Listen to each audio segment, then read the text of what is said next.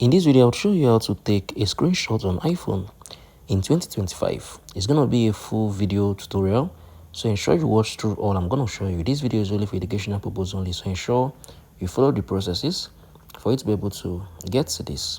So open up your iPhone settings. This is my iPhone settings, so move down a bit, click on accessibility. So once you move up a bit, you're going to be able to see the touch option. Click on the touch. Now, if you scroll down to the end, you're going to be able to see back tap. So click on it.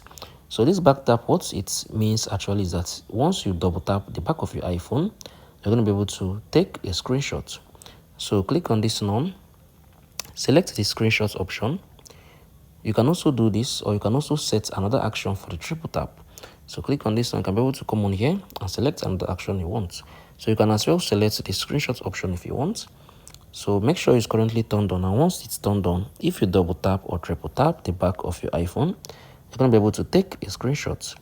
If you found this video helpful, share your thoughts below in the comment section. Thank you all for watching through. I hope you all found this video helpful. I'll see you all in the next video.